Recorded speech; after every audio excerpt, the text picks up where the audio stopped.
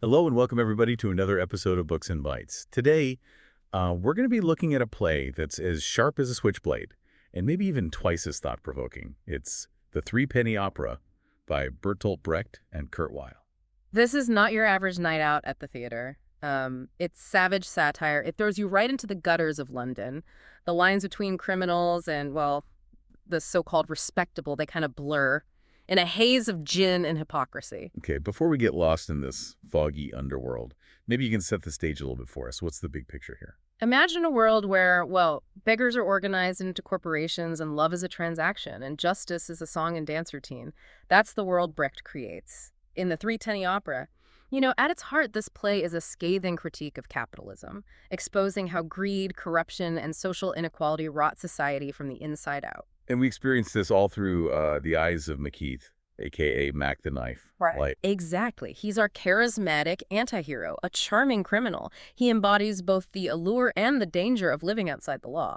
And of course, he throws a wrench into this already chaotic world by secretly marrying Polly Peachum, the daughter of London's beggar king, Jonathan of Jeremiah Peachum. Talk about a clash of worlds. What happens when dear old dad finds out about this less than holy union? Peachum isn't exactly sending wedding gifts. He sees McKeith as a threat to his carefully constructed empire of misery. And remember, in this world, in this play, poverty is a business and Peachum is the CEO. So he's not about to let some love-struck gangster disrupt his profit margins. So it's like a battle of the underworld titans, the king of beggars versus the prince of thieves. Where does Polly fit into all of this? Polly's caught in this fascinating tug-of-war between her romantic ideals and the brutal reality of McKeith's world. She's deeply in love with him. She chooses to see this, charming rogue beneath that bloody reputation. But the play doesn't let her off easy. It forces her to confront the consequences of her choices and the compromises she makes for love. That brings us to one of the most famous elements of the playwright, the Ballad of Mack the Knife. This is more than just a catchy tune, isn't it? Absolutely. It's a brilliant example of how Brecht uses songs as well as weapons of social commentary. The ballad paints this chilling portrait of Mayheath's crimes, but it also has this seductive, almost celebratory undertone. It exposes our own morbid fascination with charismatic criminals, how we romanticize the outlaw even as we condemn their actions. I can see how that song would set the tone for the whole play. That unsettling blend of attraction and repulsion. What other musical moments stand out? Well, there's Pirate Jenny, sung by Polly during her wedding celebration. Imagine this. She's surrounded by revelry, supposedly basking in newlywed bliss. But she breaks out into this dark fantasy of revenge. It's a chilling glimpse into the rage that's simmering beneath the surface of her seemingly perfect life. That's fascinating. It's like she's leading a double life, the dutiful wife on the outside, but harboring this violent revolutionary spirit within. And it makes me think of those lines in the song, and the ship with 8 sails and 50 cannons will be there. It's almost a prophecy, foreshadowing the chaos that's about to erupt. Exactly. And that's one of the things that makes the Threepenny Opera so compelling. It forces us to question appearances, to dig beneath the surface, and confront the uncomfortable truths that are lurking beneath. So we've got this powder keg of conflicting desires and family feuds. Yeah. And a society that's on the verge of implosion. What sets things off? What's the catalyst for the main conflict? Peachum, being the shrewd businessman that he is, he decides to take matters into his own hands. He hatches this plan to get McKeith arrested and hanged. He sees him as this threat to his carefully constructed order. And he's not above using some underhanded tactics to achieve his goals. He knows how to manipulate the system. He knows how to exploit its weaknesses for his own gain. He's a puppet master. He's pulling the strings of the underworld. Yeah. But isn't he risking everything by going after someone as dangerous as McKeith? Wouldn't it be easier to just cut a deal? Find some way to coexist? That's a great question. It gets to the heart of Peachum's character.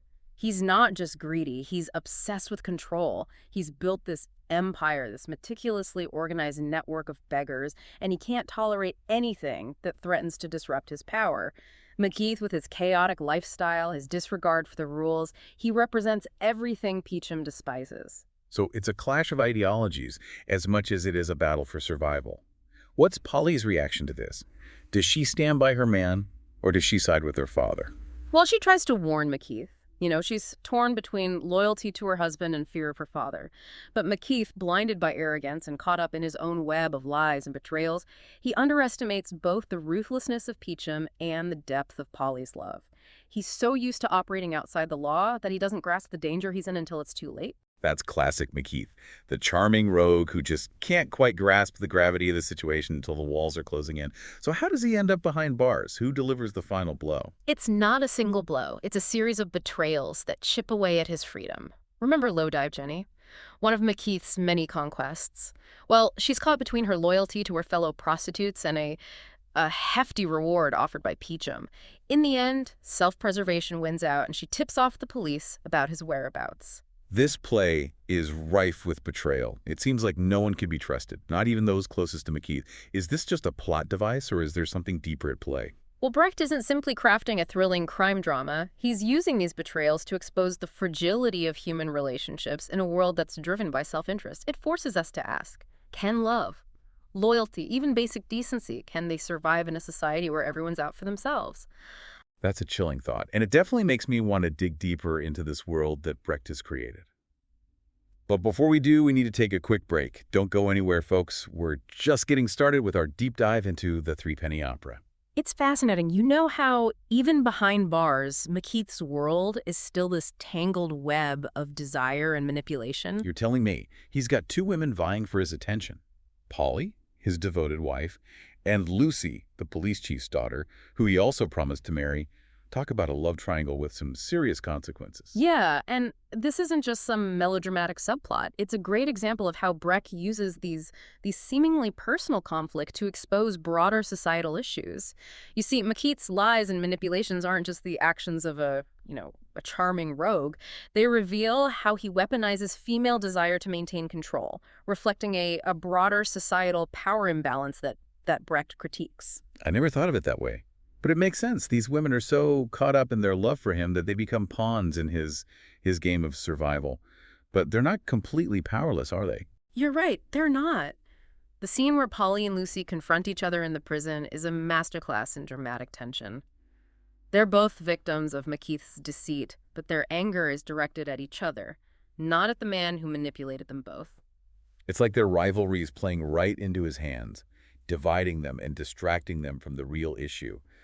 His betrayal. Yeah. It's almost tragicomic how they're fighting over scraps of his affection while he's orchestrating his escape. Exactly. Brecht doesn't let us forget that we're watching a performance, a carefully constructed critique of social norms, and he's using this, exaggerated scenario to highlight how women are often pitted against each other in a patriarchal society. And their energy and their agency, they're diverted from challenging the real source of their oppression. That's a really insightful point. Makes me see that scene in a whole new light. So who ultimately betrays McKeith? Is it Polly, Lucy, or someone else entirely? It's Lucy who delivers that final blow, but not out of malice or revenge. You see, she initially believes that she's the true love, the one who can save McKeith from the gallows. But when she discovers the truth about his relationship with Polly, well, her world crumbles. Heartbroken, enraged, she uses her connection to her father, the police chief, Tiger Brown, to ensure McKeith's recapture. It's a twisted kind of justice, isn't it? She's betrayed by the man she loves, so she betrays him in return, playing right into her father's hands in the process. But it sounds like Brown isn't exactly a pillar of moral righteousness either. What's his role in all of this? Brown represents the corrupt underbelly of the legal system. He's an old friend of McKeith's, complicit in his crimes, and initially, willing to turn a blind eye to his transgressions. But Peachum, ever the strategist, he knows how to apply pressure. He threatens to unleash chaos on the streets of London during the Queen's coronation unless Brown delivers McKeith to the hangman. Wait a minute. Peachum's willing to disrupt the Queen's coronation just to get revenge on his son-in-law. That seems incredibly risky, even reckless. What's he hoping to achieve? It's not just about personal revenge for Peachum. Remember, he's the ultimate opportunist. He's always looking for ways to consolidate his power. By threatening the coronation, he's exposing the vulnerability of the state, revealing how easily order can descend into chaos. He's showing that even the most powerful institutions are susceptible to disruption by those they deem insignificant, the beggars and the outcasts that he controls. That's a chilling thought, and it speaks volumes about Brecht's critique of power structures. He's showing us that those who seem powerless actually hold more sway than we might think. But isn't Peachum playing a dangerous game? What if his plan backfires? He's definitely walking a tightrope. But that's what makes the play so gripping. It keeps us on the edge of our seats, wondering who will ultimately triumph in this battle of wits and wills. And just when we think we have it all figured out, well, Brecht throws us a curveball. You're talking about the ending, right? The infamous Deus Ex Machina, where McKeith gets a last-minute pardon from the Queen. Exactly. Just when it seems like McKeith is doomed, a messenger arrives, on horseback, bringing news of a royal pardon.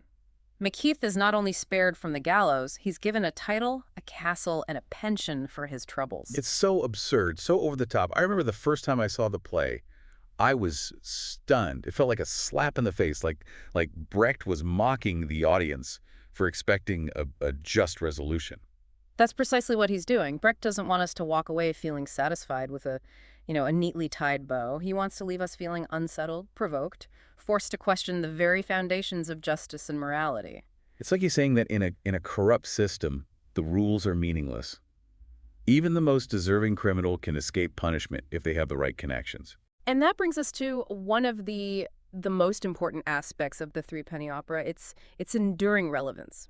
We might be watching a play set in Victorian London, but the themes of corruption, social inequality, and the abuse of power, they're just as relevant today as they were nearly a century ago. That's what makes this play so much more than just a historical artifact. It's a mirror, reflecting our own society, our own anxieties about power and justice. It's uncomfortable, it's provocative, but it's also incredibly insightful. But before we delve deeper into that, there's another key element of the play that we need to address: Brecht's hints for actors. Absolutely. This is where we get into the nitty-gritty of how Brecht wanted his play to be performed. And it's just as radical and thought-provoking as the play itself. You see, he wasn't interested in creating a realistic illusion on stage. He wanted to break down the fourth wall, to remind the audience that they were watching a performance, a carefully constructed critique of social norms. So he's not aiming for emotional immersion, the kind of catharsis we might experience in a traditional drama. What's the goal then? What kind of reaction does he want from the audience? He wants us to think, to analyze, to question everything we see on stage. You see, he believed that traditional theater, with its emphasis on emotional identification with the characters, could actually prevent audiences from engaging critically with the play's ideas. He wanted to create a distance, a sense of detachment that would allow for a more objective analysis. So instead of getting swept up in the emotions of the story, we're meant to observe it with a critical eye, almost like we're watching a documentary. That's a great analogy. Brecht wanted the audience to remain aware of the artificiality of the theatrical experience. He used techniques like breaking the fourth wall, directly addressing the audience, incorporating songs and narration, and using exaggerated acting styles to constantly remind us that we're not watching reality unfold, but rather, a carefully crafted representation of it. It's like he's saying, don't just sit there and be entertained. Engage with this. Think about it. Challenge it. Exactly. He's inviting us to be active participants in the theatrical experience, to bring our own critical thinking skills to bear on the issues he's presenting. And that's what makes the Threepenny Opera so powerful, so enduring. It's not a passive form of entertainment. It's a call to action, a challenge to examine the world around us and question the systems that perpetuate injustice. That's such a powerful way to think about theater. It's not just about escapism. It's about engaging with the world, holding a mirror up to society, and forcing us to confront its flaws. But how does all of this connect to the historical context of the play? What was going on in the world that might have influenced Brecht's writing? That's a great question. The Threepenny Opera premiered in 1928 in Berlin, a city on the brink of, social and political upheaval. Germany was still reeling from the aftermath of World War I, grappling with economic instability, rising political extremism, and a deep sense of disillusionment with traditional authority. Brecht, a committed socialist, he saw art as a weapon, a tool for social change. He wanted to shake audiences out of their complacency and force them to confront the injustices of the world around them. So he's using the play as a platform to critique not just the ruling class, but the entire system that allows such inequality to flourish. Exactly. He's not just pointing fingers. He's dissecting the mechanisms of power, showing how they operate and how they impact the lives of ordinary people. And he's doing it in a way that's both entertaining and thought-provoking. But the play is set in Victorian London, not Weimar Germany. Why choose that setting? Is it just a way to distance himself from the censors? While it's true that setting the play in another time and place might have provided some protection from censorship, Brecht was doing something much more clever. He was using history as a mirror to reflect on the present. The parallels between Victorian England and Weimar Germany, they would have been clear to the audience. The stark division between rich and poor, the rampant corruption, the hypocrisy of the ruling class. It's like he's saying, look, nothing's changed. The same systems of oppression are still in place, just with different costumes and scenery. And the ending with McKeith's sudden pardon takes on a whole new meaning in this context. It's not just a cynical twist. It's a commentary on how power protects its own, regardless of the law. You've hit the nail on the head. The ending, it's not meant to be a feel-good moment. It's a jarring reminder that justice is often a matter of perspective, that those in power can manipulate the system to their own advantage. And that message is just as relevant today as it was in Brecht's time. This deep dive has been an absolute revelation. I thought I knew the Threepenny Opera, but it's so much richer, so much more complex than I ever imagined. And it's amazing how a play written nearly a century ago can still speak so directly to our own anxieties, our own concerns. But what about the music? We haven't talked much about Kurt Weill's contribution to this masterpiece. How does the music enhance and complicate the play's themes? That's a great point. Weill's music, it's as integral to the play's impact as Brecht's words. It's not your typical Broadway fare. It's a unique blend of jazz and cabaret and opera, creating a sound that's both catchy and unsettling. It's music that makes you tap your feet while simultaneously making you question everything you thought you knew about art and society. That's a perfect description. It's music that seduces you with its charm, and then it hits you with a dose of social commentary. It's like a spoonful of sugar to help the medicine go down, but the medicine is potent stuff. Exactly. Weill's music, it mirrors the play's blend of humor and social critique. It can be playful and ironic one moment and then dark and menacing the next. Take, for example, the Canon song. It's this rousing anthem about, the glorification of war, but beneath the surface there lies a chilling critique of militarism and the human cost of conflict. It's fascinating how the music can add layers of meaning and complexity Yeah. to the text. Yeah. It's not just background accompaniment, it's an integral part of the play's message. And speaking of messages, what's the one thing you hope listeners will take away from our deep dive into the Threepenny Opera? I think the most important takeaway is that art can be a powerful tool for social commentary and a catalyst for critical thinking. Brecht and Weill, they challenged audiences to see the world with a more critical eye, to question authority, and to recognize the systems that perpetuate injustice. And they did it in a way that was both entertaining and thought-provoking. Well said. And on that note, I think it's time to wrap up this deep dive. Thanks for joining us on this journey into the Threepenny Opera. It's been a wild ride. It's been my pleasure. And to all of you listeners out there, we encourage you to experience the power of the Threepenny Opera for yourselves. Seek out a performance, listen to the music, read the text, and let Brecht's words and Weill's music challenge your assumptions and inspire you to think critically about the world around you. As Brecht himself once said, art is not a mirror held up to reality, but a hammer with which to shape it. So go out there and start shaping. Until next time, happy reading and happy listening. Yeah. It strikes me that the music in the Threepenny Opera isn't just catchy, it's almost disturbingly catchy, like it gets stuck in your head and makes you think, even when you're trying to forget about the play's message. You've hit on another brilliant aspect of Weill's score. It has this insidious charm that reflects the seductive nature of the world that Brecht is portraying. The tunes are often, well, they're jaunty, they're playful, even when the lyrics are dealing with, violence and exploitation and betrayal.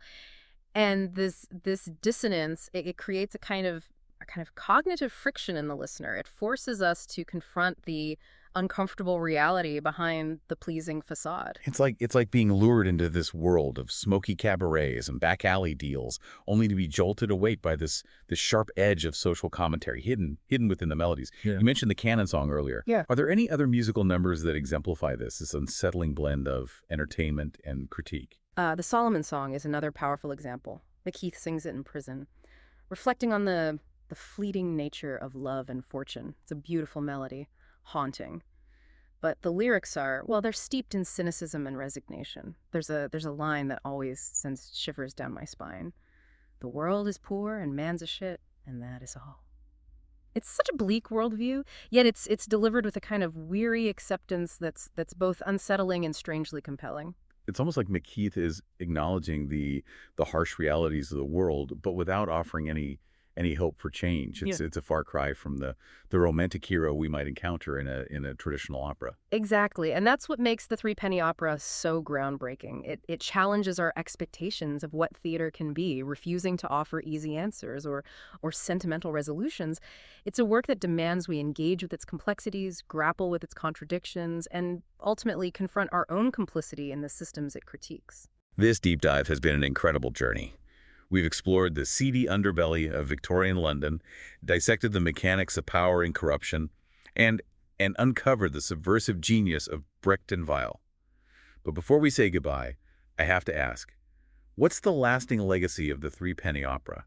How has it influenced theater and music and even our understanding of the world? The Threepenny Opera didn't just break theatrical conventions, it shattered them. It ushered in a new era of political theater, paving the way for generations of artists who dared to use their work as a platform for social commentary, as a catalyst for change. The play's influence, well, it can be seen in everything from the rise of the musical as a form of social critique to the development of experimental theater movements around the world.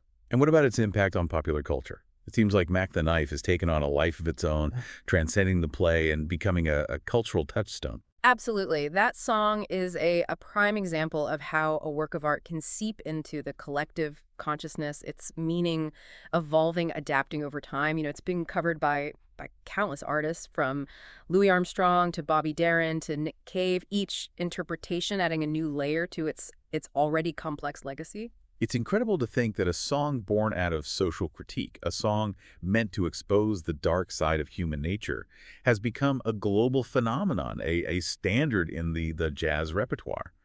It's a testament to the enduring power of art to transcend boundaries, to spark conversations across generations. And that's ultimately what makes the Threepenny Opera so remarkable. It's a work that continues to challenge, provoke, and inspire, reminding us that art can be more than just entertainment. It can be a weapon, a mirror, a catalyst for critical thought, and a force for social change. Well said. And on that note, I think it's time to lower the curtain on our deep dive into the Threepenny Opera. But the conversation doesn't have to end here. We encourage you to seek out the play, the music, the critical analyses that have been written about it. Dive into the world of the Threepenny Opera and let its sharp wit and social commentary and its haunting melodies challenge your assumptions and ignite your imagination. Until next time, happy reading and happy listening.